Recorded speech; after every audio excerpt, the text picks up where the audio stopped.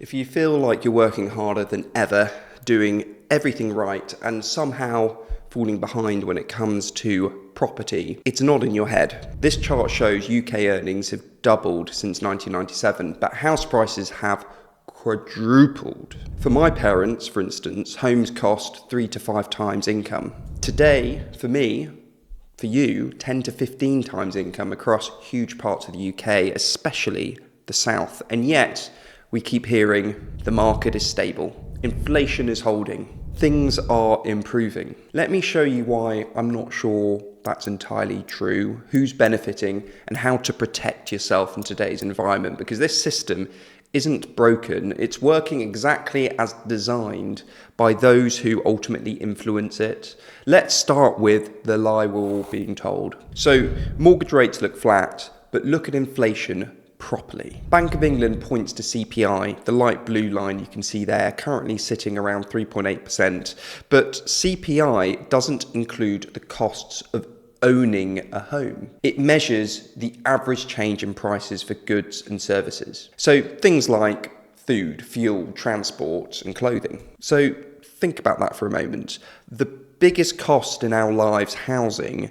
isn't counted in those inflation figures. But there is CPIH, that dark blue line you can see, around 4.1%, which tries to include housing. The H stands for housing, and it includes a measure called OOH, which stands for owners, occupiers, housing costs.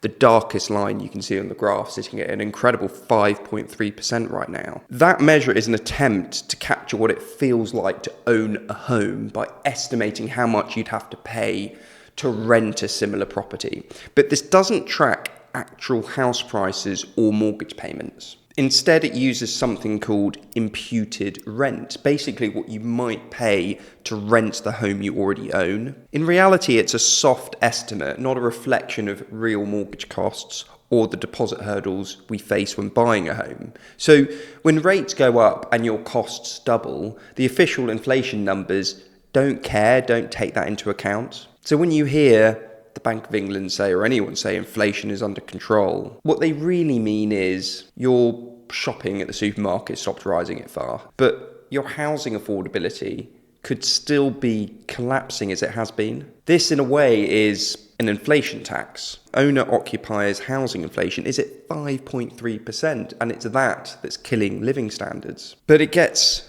worse. Let's talk about the silent housing crash we've all experienced. So, Halifax tells us house prices have increased 1.3% year on year. Nationwide tells us prices have increased 2.2% year on year so far.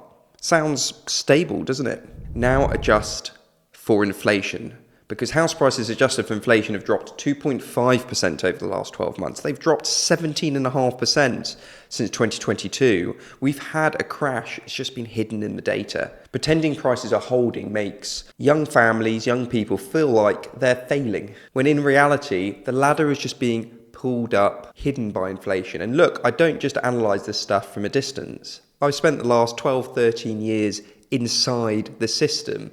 I founded British Home Buyers and British Home Sellers back in 2013. And across those businesses, me and my team have handled over 14,000 property transactions, totaling over £5 billion. So when I say the market is changing beneath our feet, I'm not guessing. I've been watching it happen in real time over that time. So who do I think's winning right now? It's not first-time buyers, it's not small landlords, it's not working families, it's the institutional players, BlackRock, Lloyds, Legal & General, major pension funds and organisations. They're not buying homes, they're buying streams of future rent. BlackRock is on an asset buying spree, looking for undervalued UK property. Lloyds has been declaring since 2021 that it wants to become the UK's largest landlord. And they're snapping up homes awfully directly from developers in bulk, entire blocks never even listed online. They get discounts, economies of scale and government incentives.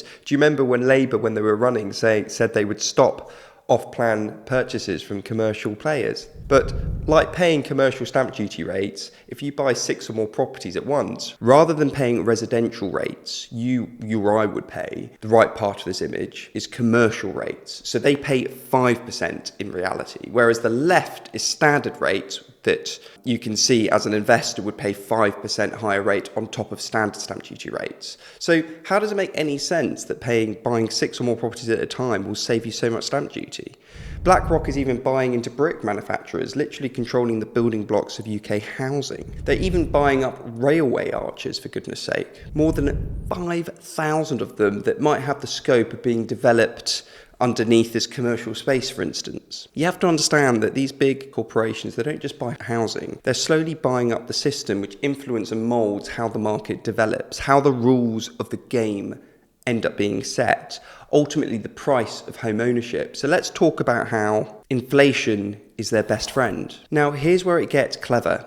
Inflation, which hurts your savings, actually helps these players. They borrow billions to buy assets at better rates than you or I would get. Inflation then erodes the value of that debt, but not the rent they end up collecting from you year by year. That ultimately rises with inflation. So here's a visual that clearly illustrates how inflation erodes the real value of a loan over time. The dashed line shows the nominal loan value, £100 million, which doesn't change, stays the same. The solid line shows the real value of that loan when adjusted for 5% annual inflation. So inflation drops that value in real terms, dropping it to around £77 million 5 years after taking the £100 million loan.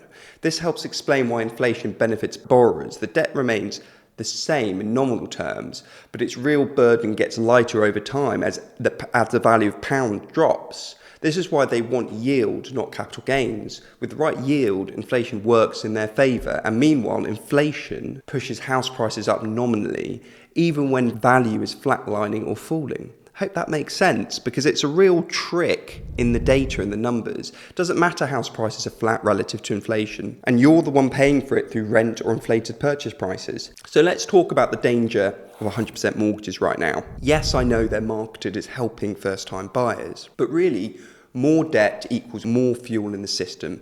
More fuel equals higher prices. More higher prices equals more rent flows for institutions. If over the last 50 years we had 2 times income borrowing caps, 25% minimum deposits, heavy investor surcharges, so investors paying 10% extra stamp duty, house prices today might be half what they are now, and we'd still have a housing shortage, just without the financial distortion we're seeing now. Liquidity, not supply, is what inflates house prices. That's why my parents could buy on one income, and today 2 professionals struggle to. Okay, so what do we all do about it? You can't vote your way out of this. You can't blame just one party or the other. This trend has been building for decades across parties. So the question becomes, do you play defensively or play the same strategy the winners are using?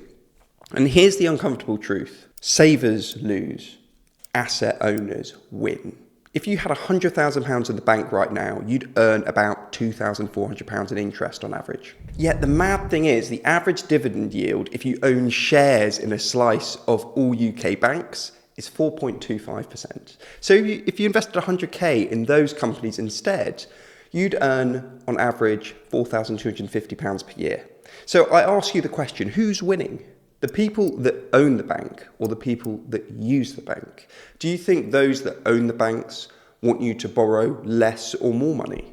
Who do you think is influencing policy? The system rewards ownership. So who do you think wants to own everything? It doesn't reward saving. It doesn't reward waiting. It doesn't reward hoping. If you take nothing else from this video, take this.